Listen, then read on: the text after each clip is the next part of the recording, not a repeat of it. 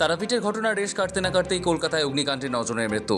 পরপর 2 অগ্নিকাণ্ডের ঘটনায় হোটেল ও গেস্ট হাউসগুলির অগ্নি নিরাপত্তা ব্যবস্থা নিয়ে প্রশ্ন উঠেছে। এই পরিস্থিতিতে রাজ্যের বিভিন্ন প্রান্তে ছড়িয়ে থাকা বেসরকারি হোটেল ও গেস্ট হাউসগুলির অগ্নি নির্বাপন ব্যবস্থার অডিট করার সিদ্ধান্ত নিল রাজ্য সরকার। সেই সঙ্গে বুধবারের ঘটনার তদন্তের নির্দেশ দেন দমকল মন্ত্রী কৌশিক চৌধুরী। এদিকে ঘটনার মূল তদন্তে বিশেষ তদন্তকারী দল গঠন করেছে লালবাজার। 5 সদস্যের এই সিটের মাথায় থাকছেন ডিসি, ডিটি পদমর্যাদার অফিসাররা।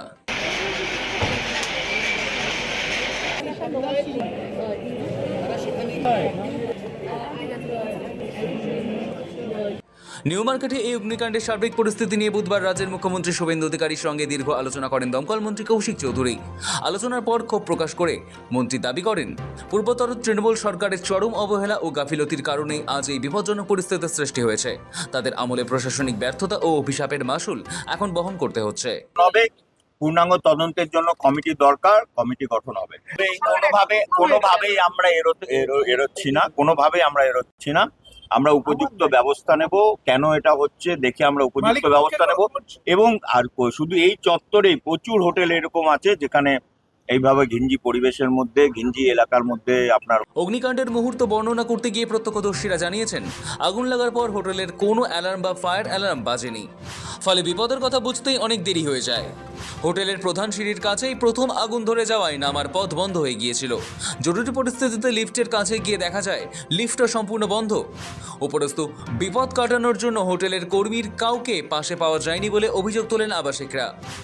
অনেক আবাসিক বলছেন, বিপদের সময় হোটেলের কর্মীরা তাদের ছাদের দিকে বা ওপরে তলার ওঠার পরামর্শ দেন, কিন্তু ছাদ বা ওপরে যাওয়ার সিঁড়িটি এতই সরু ছিল যে একসঙ্গে একাধিক মানুষের যাওয়া অসম্ভব হয়ে পড়ে। তাছাড়া সেটি লোহার তৈরি সিঁড়ি হওয়ায় ধোঁয়ার মাঝে পালানোর বিকল্প পথ খুঁজে পাচ্ছিলেন না কেউই। দেখতে দেখতে গোটা হোটেল কালো ধোঁয়ায় ঢেকে যায়। চোখের সামনে 1 হাত দূরের দৃশ্যও দৃশ্যমান ছিল না। দমবন্ধ করা পরিস্থিতিতে কোনো মতে প্রাণ হাতে নিয়ে সেখান থেকে বেরোতে পেরেছেন অনেকে। প্রাথমিকভাবে নিউ মার্কেটের দুর্ঘটনায় এসির শর্ট সার্কিটের সম্ভাবনা খতিয়ে দেখা হচ্ছে, কিন্তু আগুনের কারণের থেকেও বড় হয়ে সামনে এসেছে অন্য প্রশ্ন। এমন ঘিঞ্জি একটি ভবনে একের পর এক হোটেল চালানোর অনুমতি মিলল কিভাবে? হোটেল যেভাবে চালানো হচ্ছিল তা দেখে স্তম্ভিত খোদ দমকল প্রতিমন্ত্রী। এমন অগ্নিকাণ্ডের ঘটনার জন্য বিগত সরকার ও সেই সরকারের পুরমন্ত্রী ফিরহাদ হাকিমকে দায়ী করেছেন রাজ্যের পুর ও নগর উন্নয়ন মন্ত্রী অগ্নিমিত্রা পল। অভিযোগের সুরে তিনি বলেন, পূর্বতন সরকার কি করেছে? কি করে ট্রেড লাইসেন্স দেওয়া হলো? কি করে ফায়ার লাইসেন্স দেওয়া হলো? কি করে এমন সব বিল্ডিং নির্মাণের অনুমতি দেওয়া হলো? কিন্তু এই ধরনের যারা হোটেল চালাচ্ছে, কিভাবে চালাচ্ছেন? ট্রেড লাইসেন্স কি করে পাইল? সিএসসি কি করে পারমিশন দিল? কারেন্ট দিল কি করে? ফায়ার লাইসেন্স কি করে পেল? এগুলো দেখার। এবং নিশ্চিন্ত থাকুন, আমাদের শুধু 100 দিন হয়েছে। আমরা একটা টিম গঠন করছি এবং এই কেএমসি এবং প্যান বেঙ্গল এই ধরনের হোটেল যারা চালাচ্ছেন ইলিগালি, তারা বন্ধ করে দিন। নয়তো আমরা আগের সরকারের সময় হয়েছে, কিছু দূরেই আমাদের মিউনিসিপ্যালিটি কেএমসি অফিস, যিনি মন্ত্রী ছিলেন তিনি মেয়র ছিলেন, তিনি কি করে তার অফিস থেকে কি করে দেওয়া হতো? ট্রেড লাইসেন্স দেওয়া হলো কি করে? তার লক্ষ লক্ষ এরকম হোটেল সারা প্যান বেঙ্গলে রয়েছে। 100 দিনের সম্ভব? 100 দিনের মধ্যে আগে এখানে রয়েছে, আজকে বড় বাজারে রয়েছে, আজকে হাওড়াতে রয়েছে, আজকে দমদমে রয়েছে, সব জায়গাতে রয়েছে। এইগুলোকে টিম বানিয়ে ইমিডিয়েটলি যাতে দেখা হচ্ছে, 100 দিনের মধ্যে সব আইডেন্টিফাই করা সম্ভব নয়।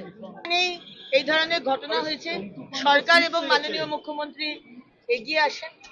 আশা করবো এখানেও সরকার থেকে তাদের কম্পেনসেশন দেওয়া হবে, কিন্তু এখনো কোনো কথা হয়। মেয়রের বিরুদ্ধে এবং আগের ইউডিএম এর মন্ত্রীর বিরুদ্ধে ব্যবস্থা হবে কিনা রিপোর্ট আমরা মাননীয় মুখ্যমন্ত্রীর কাছে পেশ করব, তারপর আমাদের শীর্ষ নেতৃত্ব।